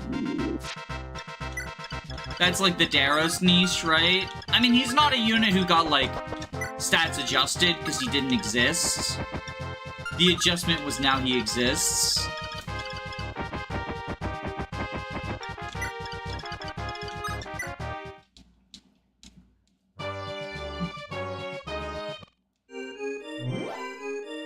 Oh, you dipshit. You fucking clown.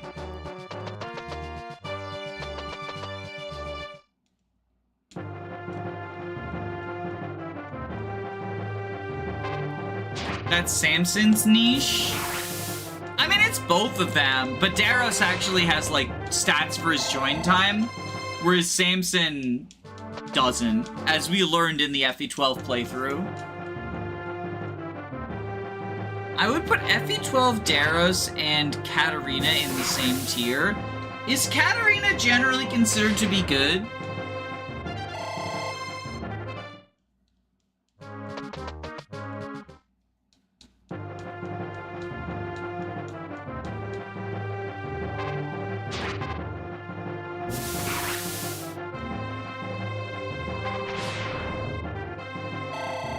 Katarina is good, like, actually.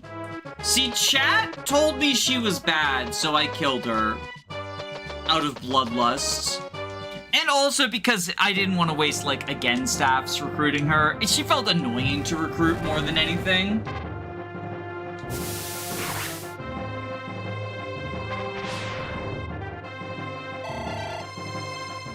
Katarina isn't good. Nosferatu's falling off a cliff, bad base speed, and not Excalibur. No access to Excalibur is cringe. You get Aura, if that matters. I don't think it does.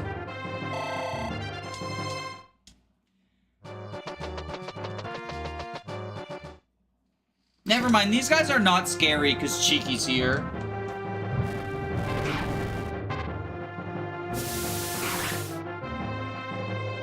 Katarina can be cooked up by scorning Spirit Dust on hard difficulties with the Forged Thoron. That's the only use I can think of, or maybe Zero Growths. Yeah, I mean, the Forged Thoron thing, I almost did that, but then someone told me how much money it cost, and I was like, oh, my economy. She has no combat, and you have to train her to get her to B stabs. Yeah, doesn't she start at C, I think? Still Physic at base, I guess.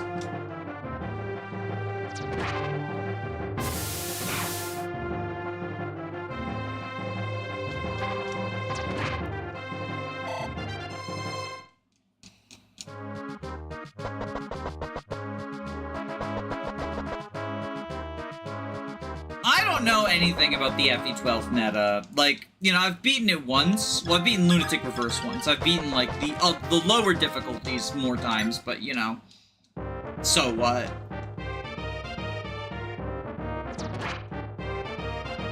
So, like, I'm just trusting what chat says. And chat doesn't seem to know either, because they're giving conflicted information.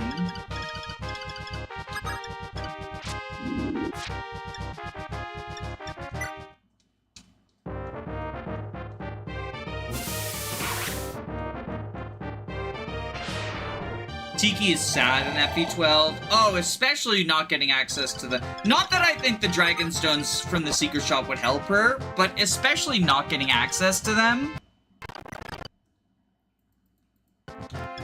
is very sad. I believe she has good growths, but is FE12 only Bantu has bad growths? I mean, I guess it depends on what we're defining as good and bad growths, too.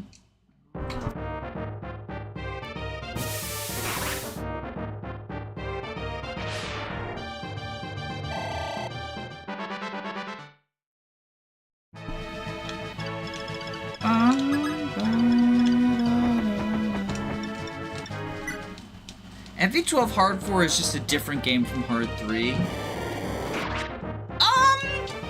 I think a lot of the same principles apply, just, you know, it's harder to be the frail one-shot unit.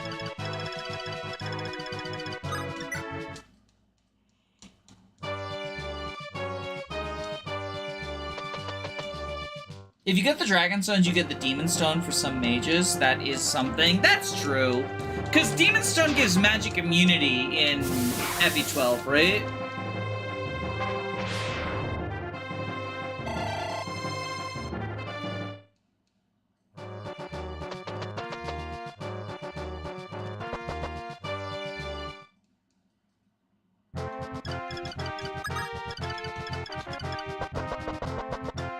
FE12 growth units are actually relevant. Endgame is so tightly designed, it's quite entertaining. My favorite FE challenge.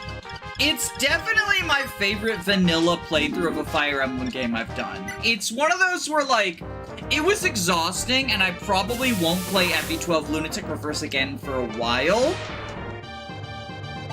But it was really fun while I was doing it, and I do kind of miss it.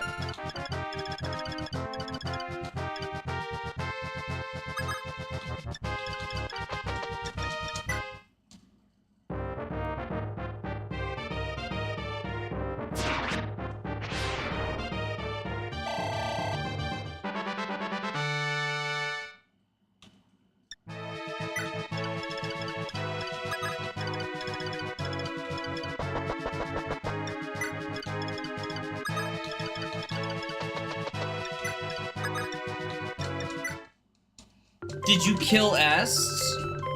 No, chat voted that we use a rescue staff to save her.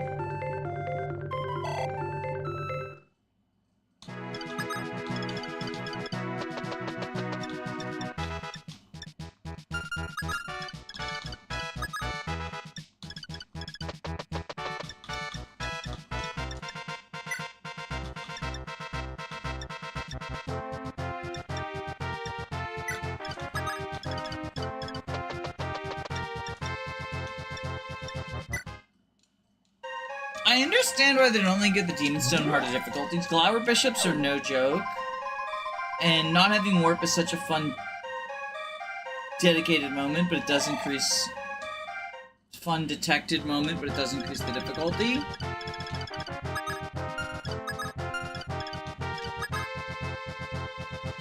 I don't know, I think... I've said this before, but I think taking away Warp is actually good.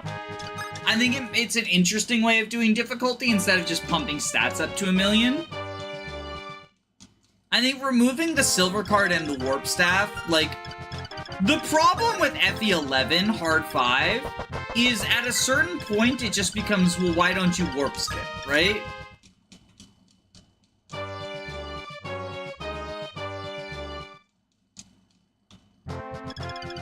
Why are you actually playing the game instead of just warp skipping?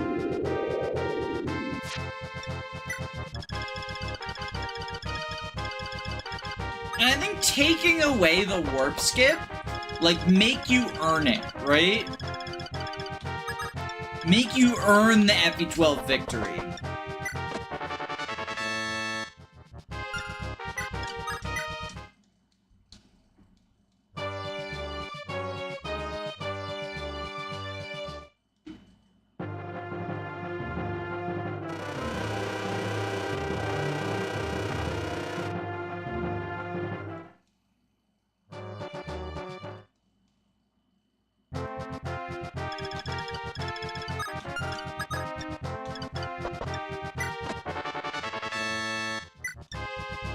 Yo, S promotion item is here.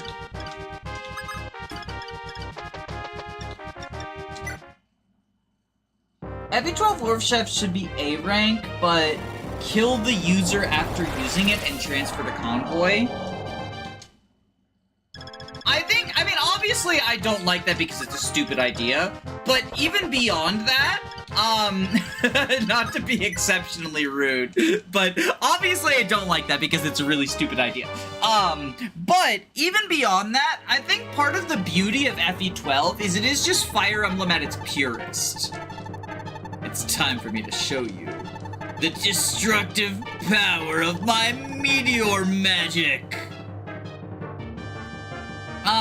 And so I think adding special stuff like that, like, ooh, this has a special effect and it kills the unit or whatever, would make the game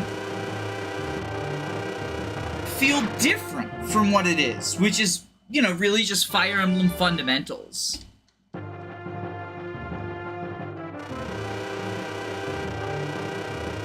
Is it worth killing your entire army for a warp staff in 11? Oh, because there's a warp in one of the Gaidens? I mean, yes and no. Yes, because, like, you kill everyone but the 15 people you're using, right? And you get the Gaiden. And, like, at that point, yes. But no, because you have so many uses of warp anyway, you're not going to use all of them. Right? So, like, yes, it's worth it because you're not actually losing anything by killing benched units. Which is something that I think Fire Emblem fans need to internalize. But no, it's not worth it because you don't need it. Honestly, the bigger Gaiden prize is the extra wing spear. But you also have more than enough wing spear uses.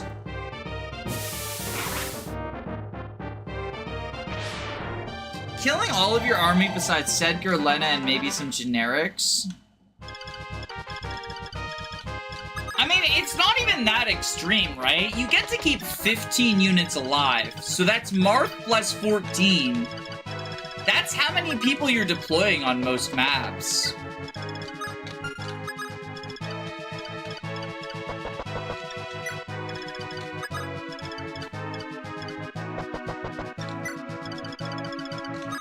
I like FE11 Gaiden design.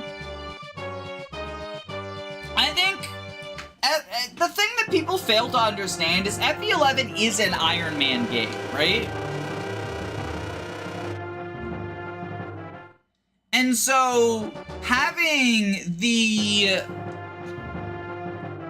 Gaiden serve as like a safety valve, where like if you fail, if your Iron Man is going poorly, you get these extra units, fits in with that Iron Man philosophy, right?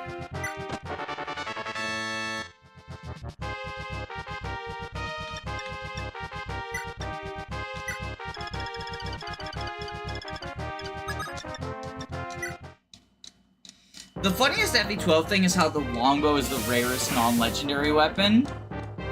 They knew how good it was. They knew how good it was.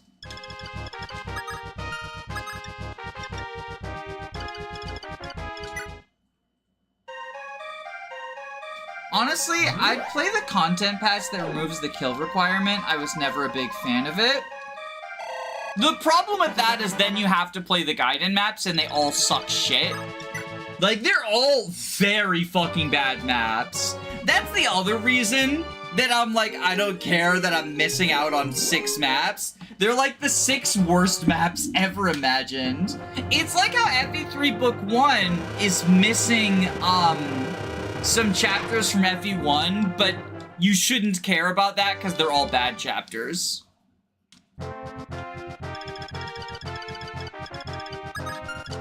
This guy attacked with Meteor once and then has never done it again. What a loser.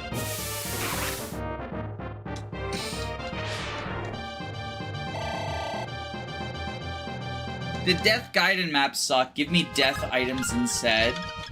Yo, Wishlist Death and Tactics by 5 points on Steam now.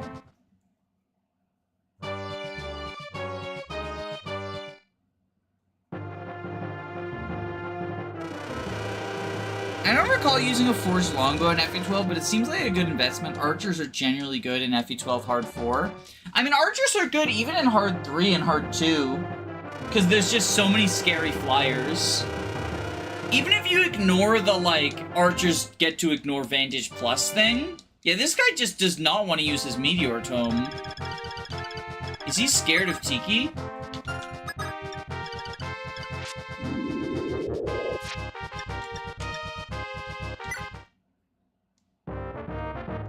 Well, now he can't use his Meteor Tome.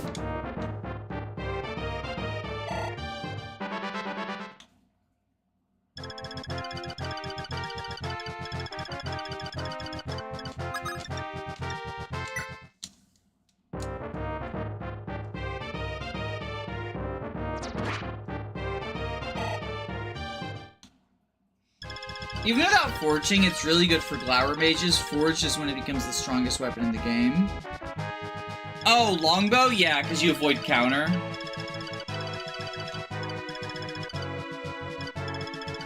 The other cool thing about longbow is you can counter the annoying enemy longbow users in Chapter 20X. Oh wait, you don't have the longbow at that point.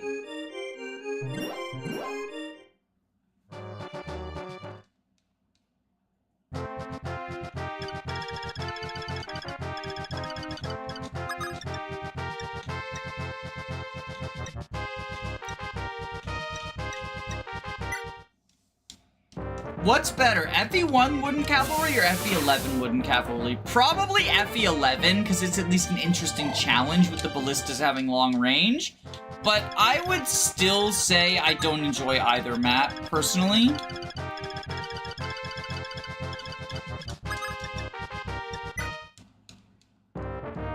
Can a vanilla longbow two-shot Glower Bishops? If that case, it's amazing. Otherwise, you need another combat.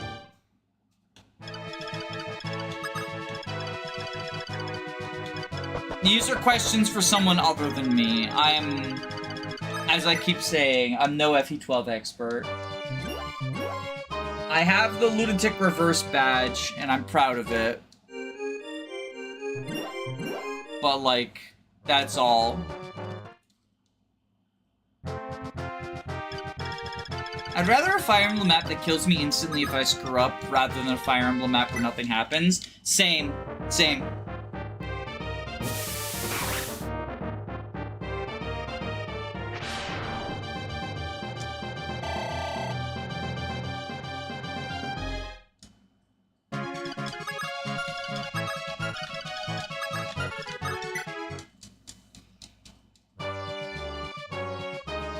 FE11 Ballista is so crap. It's crazy how janky FE11 is. And then Fates came along. Fates Ballista are interesting. You can do a lot of cheesy stuff with them, but if you're just playing fair... I mean, I guess Ballistas never play fair, right? I know, I'm fairly certain people think Fates Ballista are, like, trash tier, but they're probably actually pretty good because of all the cheesy bullshit you can do with them.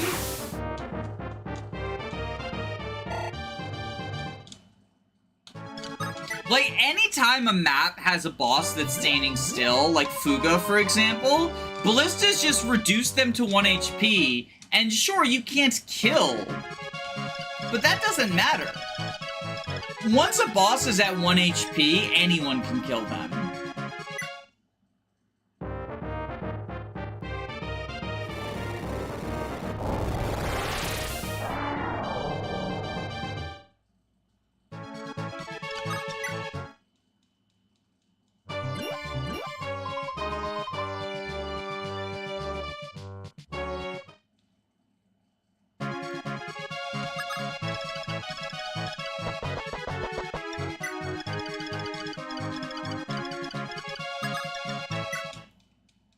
I think the common thread between FE1 chapters that were removed in FE3 is they're extremely boring. I agree. Finally, someone else is saying it.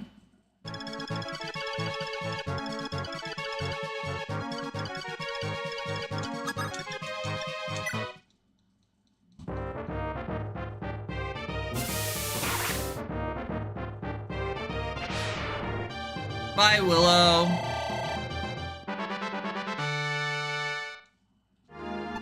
Emperor Hardin, forgive me.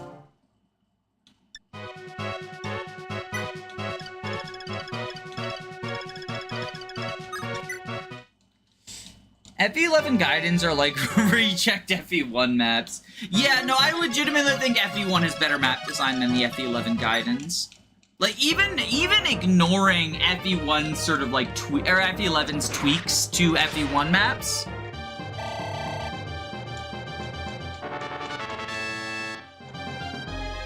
Do you mean the maps that are removed in Book 1 or not removing in Book 2? I feel like it's just data storage limits. So there were, I think, 6 maps in FE1 that were not in FE3 Book 1, and it is data storage limits, but I also think that the maps that they picked to not have, kind of suck shit. So, like, I like FE3 Book 1 as a sort of, like, pseudo-definitive way to play the Arcanea games.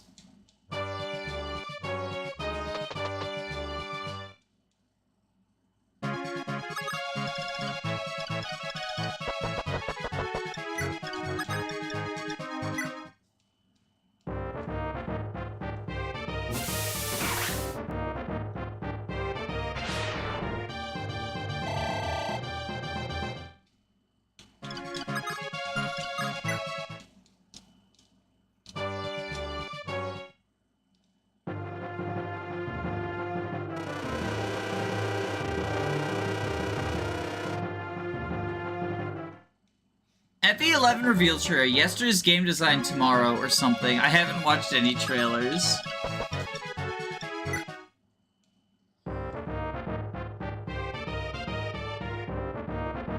Stab. Stab.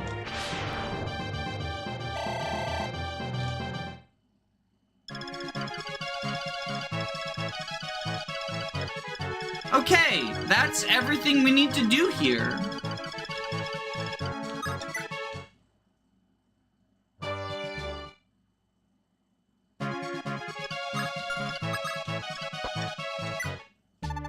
Prince Marth.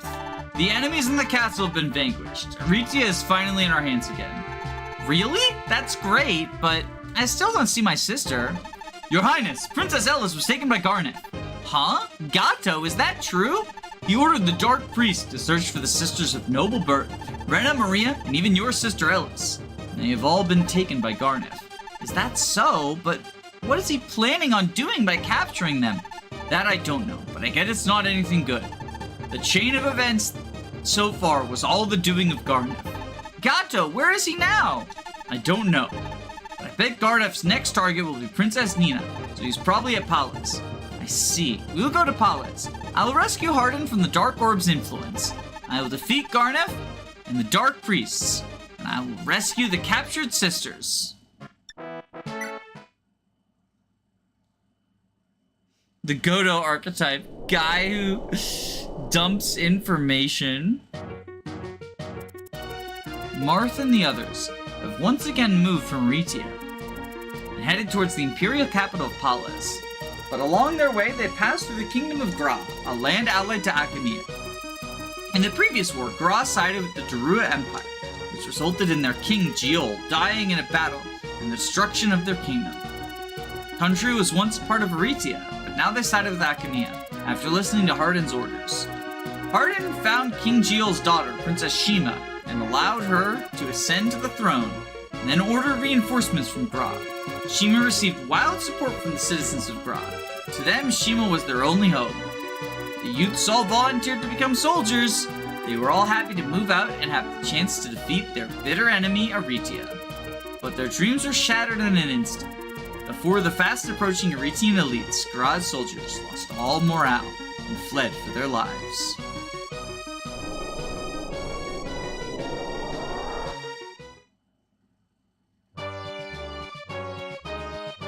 Yo, we're finally gonna get to use our bridge key archetype!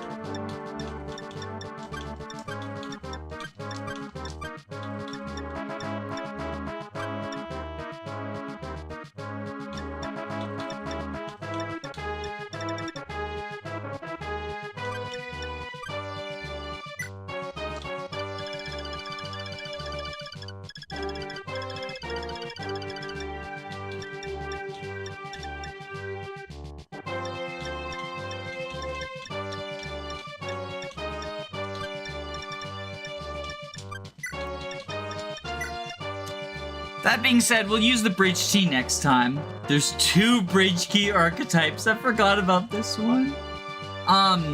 We're gonna have to use the archetype next time, though, because I need to make do.